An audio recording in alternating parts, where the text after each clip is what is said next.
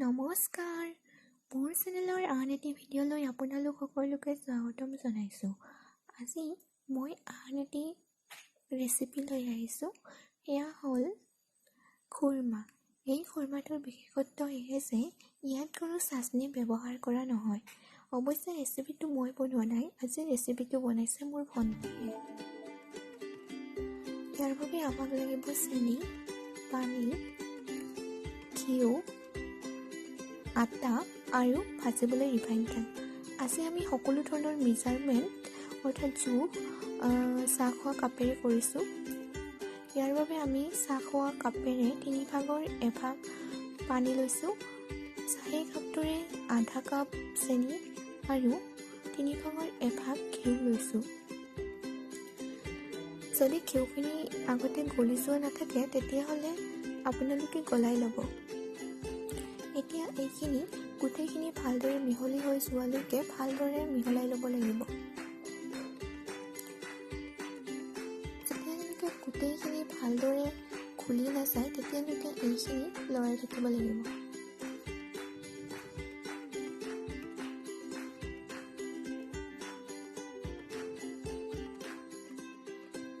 এইখিনি আমাৰ ভালদৰে মিহলি হৈ গ'লত এতিয়া চাহ খোৱা কাপটোৰে 2 কাপ আটা ইয়াত দিব লাগিব।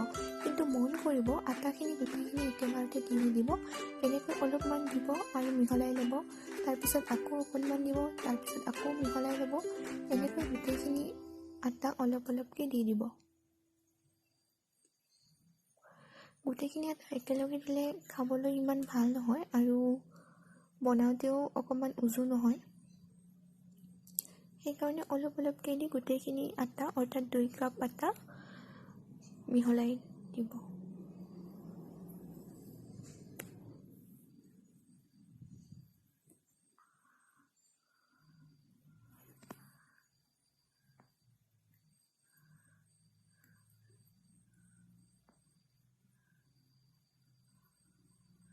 ইয়াতে গোটেইখিনি আটা দি দিয়া হৈছে। এতিয়া এইখিনি ভালদৰে মাৰি ল'ব লাগিব। এইখিনি ভালদৰে মৰা হৈ গ'লে আধা ঘণ্টাৰ বাবে থৈ দিব লাগিব।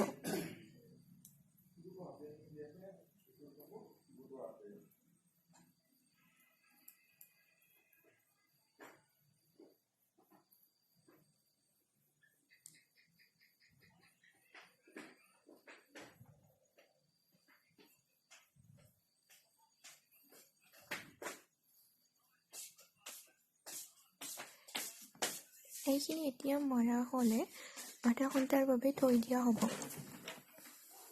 এইখিনি আধা ঘণ্টাৰ বাবে থৈ দিয়া হৈছিলে ভালদৰে মাৰি লৈ। এতিয়া এইখিনি আধা ঘণ্টা পিছত এনেকুৱা হৈছে। এতিয়া এইখিনি আৰু অলপ মাৰি লৈ ৰুটিৰ দৰে বেলি ল'ব লাগিব। এতিয়া ভণ্টিয়ে ৰুটিৰ দৰে বেলি লৈ ভালদৰে কাটি আছে। কিন্তু মন কৰিব যাতে ৰুটিতকৈ অকণমান বেছি ডাঠকৈ বেলি লোৱা হয়।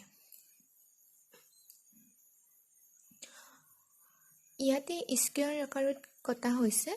আপোনালোকে যিকোনো শ্বেপত কাটিব পাৰে, কিন্তু যেতিয়া বেলে তেতিয়া মন কৰিব যাতে ৰুটিতকৈ অকণমান ডাঠ হৈ থাকে।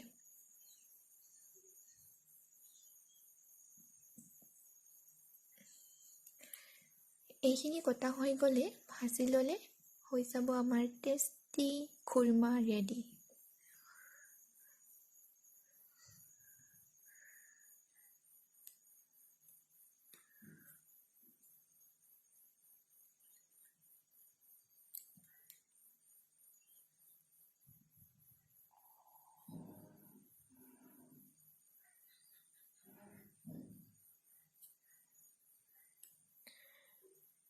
এইখিনি কটা হৈ গ'লত এতিয়া চাওক এইখিনিমান ডাঠকৈ আপোনালোকে বনাই ল'ব। ইয়াতকৈ বেছি পাতল নকৰিব, নহ'লে খাবলৈ ভাল নালাগে। কিন্তু শ্বেপটো আপোনালোকৰ পচন্দ অনুসৰি দিব পাৰে। আকৌ এবাৰ দেখাই দিছোঁ। এনেকুৱা কৰিব।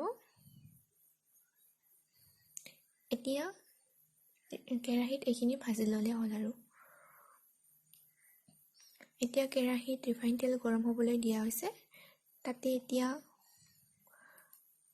বস্তুখিনি দি দিয়া হ'ব। অলপমান দিয়া হৈছে ইতিমধ্যে আৰু লাহে লাহে বাকীখিনি দি থকা হৈছে।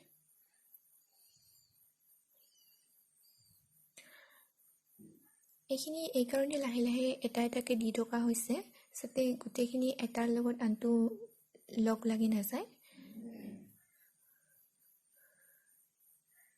নহ'লে গোটেইখিনি একেলগে দিলে লগ লাগি যাব পাৰে।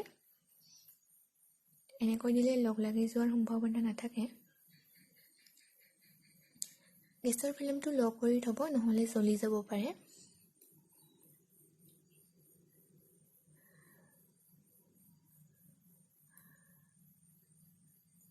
এতিয়া এইখিনি গল্ডেন ব্ৰাউন কালাৰ হোৱালৈকে ভাজিলে হৈ যাব আৰু। অৱশ্যে কালাৰটো আপোনালোকে অলপ লাইট থাকোঁতেও নমাব পাৰে, কিন্তু আমি অলপমান ডাৰ্ক হ'লে খাই ভাল পাওঁ, সেইকাৰণে আমি অকণমান বেছিকৈ গল্ডেন ব্ৰাউন কালাৰটো অকণমান ডাৰ্ক হোৱাকৈ ভাজি ল'ম। এয়া আমাৰ হৈ গ'ল টেষ্টি খুৰমাৰ ৰেডি।